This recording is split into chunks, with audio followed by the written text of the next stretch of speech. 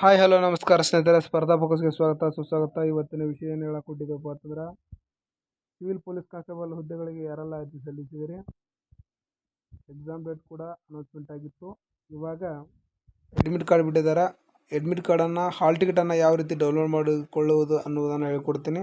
ಯಾಕಪ್ಪ ಅಂತಂದ್ರೆ ಹಲವಾರು ವಿದ್ಯಾರ್ಥಿಗಳು ಮೆಸೇಜ್ ಮಾಡ್ತಿದ್ದೀರಿ, ಏನಪ್ಪ ಅಂತಂದ್ರೆ ಸರ್ ಇದು ಡೌನ್ಲೋಡ್ ಮಾಡೋಕೆ ಆಗತ್ತಿಲ್ಲ ರೀ, ಹಲವಾರು ರೀತಿಯಿಂದ ಸಮಸ್ಯೆಯನ್ನು ಎದುರಾಗತ್ತೀರಿ, ಯಾವ ರೀತಿ ಡೌನ್ಲೋಡ್ ಮಾಡಿಕೊಳ್ಳುವುದು ಅನ್ನೋದು ಹೇಳ್ಕೊಡ್ತೀನಿ ನೋಡ್ರಿ. ಮೊದಲಿಗೆ ಬಂದುಬಿಟ್ಟು ನೀವು ನಿಮ್ಮ ಗೂಗಲ್ನಲ್ಲಿ KE ಅಂತ ಸರ್ಚ್ ಮಾಡಬೇಕಾಗ್ತದೆ. KE ಅಂತ ಸರ್ಚ್ ಮಾಡಿದ ನಂತರ ಇಲ್ಲಿ 3 ಡಾಟ್ ಕಾಣ್ತಿದೆಯಲ್ಲ, ಇದರ ಮೇಲೆ ಕ್ಲಿಕ್ ಮಾಡಬೇಕಾಗ್ತದೆ. 3 ಡಾಟ್ ಮೇಲೆ ಕ್ಲಿಕ್ ಮಾಡಿದ ನಂತರ ಇಲ್ಲಿ ಕಾಣ್ತಿದೆಯಲ್ಲ ನೇಮಕಾತಿ ಅಂತ ಕಾಣ್ತಿದೆಯಲ್ಲ, ಇದರ ಮೇಲೆ ಕ್ಲಿಕ್ ಮಾಡಬೇಕಾಗ್ತದೆ. ನೇಮಕಾತಿ ಮೇಲೆ ಕ್ಲಿಕ್ ಮಾಡಿದ ನಂತರ ರೀಸೆಂಟ್ಲಿ ರೆಕ್ರೂಟ್ಮೆಂಟ್ ಆಗಿರ್ತಕ್ಕಂಥವು ಎಲ್ಲವುಗಳು ಕಾಣಲು ಸಿಗ್ತದೆ. ಇಲ್ಲಿ ಕೆಳಗಡೆ ನೋಡಿ ಸಿವಿಲ್ ಪೊಲೀಸ್ ಕಾನ್ಸ್ಟೇಬಲ್ ಅಂತ ಇದೆಯಲ್ಲ, ಇದರ ಮೇಲೆ ನೀವು ಕ್ಲಿಕ್ ಮಾಡಬೇಕಾಗ್ತದೆ. ಇದರ ಮೇಲೆ ಕ್ಲಿಕ್ ಮಾಡಿದ ನಂತರ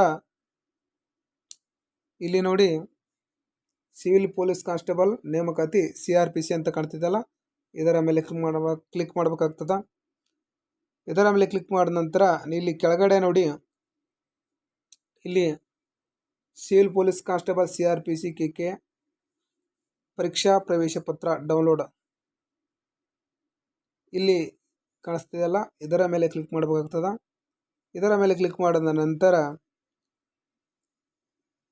ಏನಪ್ಪ ಅಂತಂದ್ರೆ ತುಂಬ ಜನಗಳು ಅಭ್ಯರ್ಥಿಗಳು ಆನ್ಲೈನ್ ಸಲ್ಲಿಸಿದ್ರಿಂದ ಎಟ್ ಎ ಟೈಮ್ ವೆಬ್ಸೈಟ್ಗೆ ಬರುವ ಕಾರಣ ಸ್ವಲ್ಪ ಸರ್ವರ್ ಬ್ಯುಸಿ ಆಗಿರುವ ಕಾರಣ ಸ್ಲೋ ಆಗಿ ವರ್ಕ್ ಆಗ್ತಾ ಇದೆ ನೋಡಿ. ಸಿವಿಲ್ ಪೊಲೀಸ್ ಕಾನ್ಸ್ಟೇಬಲ್ CRPC ಅಂದರೆ ಇಲ್ಲಿ ಕೆಳಗಡೆ ನೋಡಿ HK ದವರು ಕಲ್ಯಾಣ ಕರ್ನಾಟಕದವರು KK civil police constable KK ಅದರ ಮೇಲೆ ಕ್ಲಿಕ್ ಮಾಡಬೇಕಾಗ್ತದೆ. ಮತ್ತು ನಾನ್ ಕಲ್ಯಾಣ ಕರ್ನಾಟಕ ಮ್ಯಾಗಿನ ಲಿಂಕ್ ಇದೆಯಲ್ಲ, ಇದರ ಮೇಲೆ ಕ್ಲಿಕ್ ಮಾಡಬೇಕಾಗ್ತದೆ. ಕಲ್ಯಾಣ ಕರ್ನಾಟಕದವರು ಕೆಳಗಿನ ಲಿಂಕು, ನಾನ್ ಕಲ್ಯಾಣ ಕರ್ನಾಟಕ ಮೇಲಿನ ಲಿಂಕನ್ನು ಕ್ಲಿಕ್ ಮಾಡಬೇಕಾಗ್ತದೆ. ಇವಾಗ ನೋಡ್ರಿ, ನಾನ್ ಕಲ್ಯಾಣ ಕರ್ನಾಟಕದ ಒಂದು ಲಿಂಕನ್ನು ಓಪನ್ ಮಾಡೋಣ. ನಾನ್ ಕಲ್ಯಾಣ ಕರ್ನಾಟಕ ಲಿಂಕನ್ನು ಓಪನ್ ಮಾಡಿದ ನಂತರ ಇಲ್ಲಿ ನೋಡ್ರಿ ಮೋಸ್ಟ್ ಇಂಪಾರ್ಟೆಂಟ್ ಏನೇನು ಹಾಕ್ಬೇಕು ಅನ್ನೋದನ್ನು ನೋಡ್ರಿ.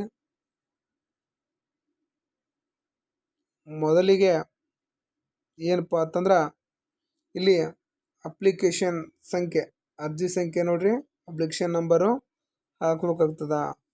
ತದನಂತರ ಅಭ್ಯರ್ಥಿ ಹೆಸರು, ಅಪ್ಲಿಕೆಂಟ್ ನೇಮ್ ಹಾಕಬೇಕಾಗ್ತದ. ಲಾಸ್ಟಿಗೆ ಸ್ಕ್ಯಾಪ್ಚರನ್ನು ಹಾಕಬೇಕಾಗ್ತದೆ. ಇಲ್ಲಿ ಕೊಟ್ಟರಲ್ಲ, ಈ ಸ್ಕ್ಯಾಪ್ಚರನ್ನು ಹಾಕಿ ಸಬ್ಮಿಟ್ ಮೇಲೆ ಕ್ಲಿಕ್ ಮಾಡಿದ್ರೆ ನಿಮ್ಮ admit card hall ticket details ಬರುತ್ತೆ. ಮತ್ತು ಕೆಳಗಡೆ ಹಾಲ್ ಟಿಕೆಟ್ ಡೌನ್ಲೋಡ್ ಲಿಂಕು ಕೂಡ ಇದೆ. ಯಾವ ರೀತಿ ಅನ್ನೋದನ್ನು ನೋಡ್ರಿ. ಇದೆಲ್ಲ ನಿಮ್ಮ ಡೀಟೇಲ್ಸನ್ನು ಹಾಕಿದ ನಂತರ ಸ್ಕ್ಯಾಪ್ಚರನ್ನು ಹಾಕಿ ನೀವು ಸಬ್ಮಿಟ್ ಅಂತ ಕಾಣ್ತಿದೆಯಲ್ಲ, ಇದರ ಮೇಲೆ ಕ್ಲಿಕ್ ಮಾಡಬೇಕಾಗ್ತದೆ. ಸಬ್ಮಿಟ್ ಮೇಲೆ ಕ್ಲಿಕ್ ಮಾಡಿದ ನಂತರ ಸರ್ವರ್ ಸ್ವಲ್ಪ ಸ್ಲೋ ಆಗಿ ವರ್ಕ್ ಆಗ್ತಾ ಇದೆ. ಎಲ್ಲ ಅಭ್ಯರ್ಥಿಗಳು ಒಂದೇ ಟೈಮ್ನಲ್ಲಿ ಸರ್ವರ್ ವೆಬ್ಸೈಟಲ್ಲಿ ಬಂದರೆ ಸರ್ವರ್ ತುಂಬ ಸ್ಲೋ ಆಗಿ ವರ್ಕ್ ಆಗ್ತಾ ಇದೆ. ಅಷ್ಟೊಂದೇನು ಸರ್ವರ್ ಬ್ಯುಸಿ ಇಲ್ಲ ನೋಡ್ರಿ. ಇಲ್ಲಿ ಕೊಟ್ಟಿದ್ದಾರೆ ನೋಡಿ, ಒಬ್ಬ ಅಭ್ಯರ್ಥಿಯ ಎಕ್ಸಾಮ್ ಸೆಂಟರ್ ನೋಡಿ. ಇಲ್ಲಿ ಡೀಟೇಲ್ಸ್ ಈ ರೀತಿಯಾಗಿ ಸಿಗುತ್ತದೆ. ಈ ರೀತಿಯಾಗಿ ಡೀಟೇಲ್ಸ್ ಸಿಗ್ತದ. ಸಬ್ಮಿಟ್ ಮೇಲೆ ಕ್ಲಿಕ್ ಮಾಡಿದ ನಂತರ ಏನಪ್ಪ ಅಂತಂದರೆ, ಮತ್ತು ಅಡ್ಮಿಟ್ ಕಾರ್ಡ್ ಡೌನ್ಲೋಡ್ ಮಾಡಬೇಕಪ್ಪ ಅಂತಂದ್ರೆ ಇಲ್ಲಿ ಕೆಳಗಿನ ಲಿಂಕನ್ನು ಓಪನ್ ಮಾಡಬೇಕಾಗ್ತದೆ. ಇಲ್ಲಿ ಕೆಳಗೆ ಡೌನ್ಲೋಡ್ ಅಂತ ಕಾಣ್ತಿದೆಯಲ್ಲ, ಈ ಡೌನ್ಲೋಡ್ ಅಂತ ಕಾಣ್ತಿದೆಯಲ್ಲ, ಇದರ ಮೇಲೆ ಕ್ಲಿಕ್ ಮಾಡಿದ್ರೆ ನಿಮ್ಮ ಹಾಲ್ ಟಿಕೆಟ್ ಕೂಡ ಡೌನ್ಲೋಡ್ ಆಗುತ್ತೆ. ಎಕ್ಸಾಮ್ ಸಿಟಿ ಮತ್ತು ಟೈಮಿಂಗು, ಕೆಲವೊಂದು ಕಂಡೀಷನ್ಗಳು ಕೂಡ ಅಲ್ಲಿವೆ, ನೋಡ್ಕೊಳ್ರಿ.